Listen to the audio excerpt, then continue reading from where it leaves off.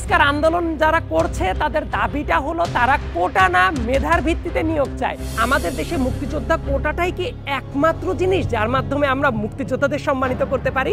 একেবারে 95% এটা মেধার ভিত্তিতে নিয়োগ হওয়া উচিত, এবং সেটা শুধুমাত্র প্রথম শ্রেণী এবং দ্বিতীয় শ্রেণীর চাকরিতে না, বরং সর্বক্ষেত্রে এটার প্রয়োগ হওয়া দরকার। বর্তমানে এসে কোটাটাকে ব্যাক করানোর চেষ্টা করা হচ্ছে মূলত নাতিপুতিদের জন্য।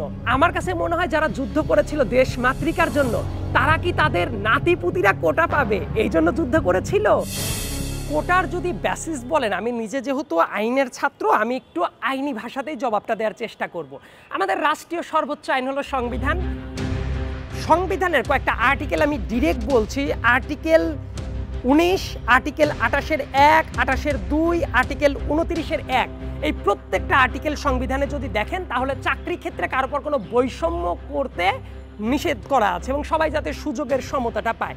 এর মানে কি কোনো কোটা ব্যবস্থা থাকা উচিত না। তবে কোটাটা আবার কেন দরকার জানেন? সংবিধানের ভেতরে এই স্কোপটাও আছে। যেমন সংবিধানের যদি আপনি 28(4) এবং 29(3) ক এই অনুচ্ছেদগুলো দেখেন তাহলে দেখবেন নারী ও শিশু এবং বিশেষ ক্ষেত্রে যারা ধরেন যে সমাজের মানে নিচু স্তরে পড়ে আছে বা কোনো বিশেষ কোনো সুবিধা যাদের দরকার, তাদেরকে বিশেষ সুবিধার অংশ করা যেতে পারে। এবং তারা কারা? অনগ্রসর গোষ্ঠী। সংবিধানে এই কথাটা বলা আছে। আপনি ঢালাওভাবে যখন সবাইকে কোটাটা দিবেন, এর মানে যাদেরকে কোটা দিচ্ছেন তারা কি সবাই অনগ্রসর গোষ্ঠী? লাইক মুক্তিযোদ্ধা কোটা আছে 30%, আপনি কি এটা বলবেন যারা মুক্তিযোদ্ধা কোটার জন্য এন্টাইটেল তারা সবাই অনগ্রসর গোষ্ঠী? তার মানে এটা হতে পারে না। এবং আরেকটা ব্যাপার, সংবিধানের এই যে আর্টিকেলগুলো আমি বললাম, এটা একটা নোশন আছে, এটার মানে হলো পারমিসিভ। আপনি সরকার চাইলে কোটা দিতে পারে, এটা কিন্তু টেকেন ফর গ্র্যান্টেড না, যে অধিকার না। যেমন আপনি রাস্তায় আন্দোলন করবেন, যৌক্তিকভাবে আপনি ধর্ম পালনের অধিকার, সম্পত্তি লাভের অধিকার, তারপর একটা চাকরি করার অধিকার, এগুলো হলো সব মানবাধিকার। মানে আপনি মানুষ হিসেবে জন্মগ্রহণ করেছেন, এজন্যই আপনি পাবেন। কিন্তু কোটার যেটা ব্যাপার, এইটা হলো সরকার যদি আপনাকে দেয় তাহলে চাইলে দিতে পারে। এই দুটা কি একটা ব্যাপার হলো? তার মানে কোটার ব্যাপারটা কিন্তু টেকেন ফর গ্র্যান্টেড রাইট না। অনেকে এটা বুঝতে পারে না যে আমাদের দেশে মুক্তিযোদ্ধা কোটাটাই কি একমাত্র জিনিস যার মাধ্যমে আমরা মুক্তিযোদ্ধাদের সম্মানিত করতে পারি।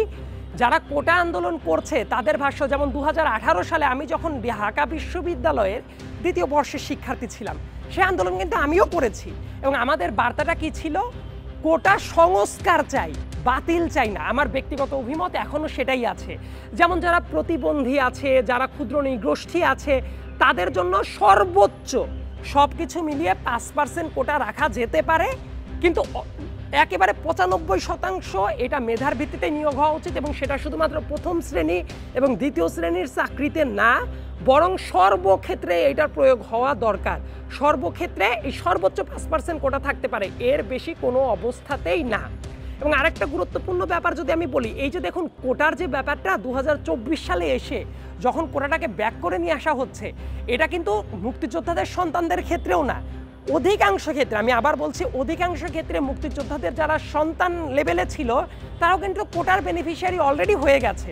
হয়তোবা ব্যতিক্রমী অনেক জায়গায় আছে। বর্তমানে এসে কোটাটাকে ব্যাক করানোর চেষ্টা করা হচ্ছে মূলত নাতিপুতিদের জন্য। এখন খেয়াল করে দেখুন, আমার নানা যদি মুক্তিযোদ্ধা হয় তার জন্য আমি কেন এক্সট্রা প্রিভিলেজ পাবো? আবার আর একটা ব্যাপার আছে, এই কোটাটা দেখবেন মানে একাধিকবার ব্যবহার করার কিন্তু স্পেস আছে। একটা ছেলে যদি বিশ্ববিদ্যালয়ে ঢোকার টাইমে দেখবেন একটা কোটা ইউজ করে, সেই একই ছেলে চাকরির ক্ষেত্রে ইউজ করছে, আবার চাকরি জীবনে বিভিন্ন প্রমোশনের ক্ষেত্রেও সেই কোটাটা ইউজ করছে। ধরেন যে মুক্তিযোদ্ধা একজন ছিল, তার একজন সন্তান কোটা পেল, এই পর্যন্ত কিন্তু মানা যায়। কিন্তু এটা কি হয় নাকি যার যতগুলো সন্তান আছে সবাই কোটা পায়? সো এইটা আসলে কি হয়, এই কোটার নামে আমরা বৈষম্য ক্রিয়েট করছি। আর অনেকে এটা বুঝতে পারে না, মনে করে যে কোটা বাতিল করার এই দাবি যারা করছে এরা বোধহয় মুক্তিযুদ্ধের চেতনার বিরোধিতা করছে। এটা মোটেই না। মুক্তিযোদ্ধাদের যদি সম্মানিত করতে হয়, আপনি দেখবেন বর্তমানে অনেক শহীদ পরিবার আছে।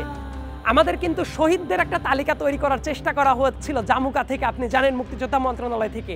সেই তালিকাটা এত বছর পরেও কি করা হয়েছে? তো তাদেরকে যদি সম্মানিত করার চেষ্টা করা হয়, সেই তালিকাটা আরও ক্লিয়ারলি করা উচিত।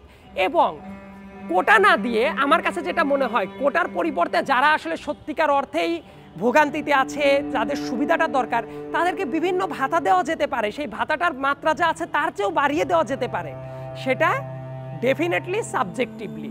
কিন্তু এইভাবে কোটাটা দেওয়া মানে আমার কাছে মনে হয় মুক্তিযোদ্ধাদের প্রতিও অবমাননাকর পরিস্থিতি তৈরি করা।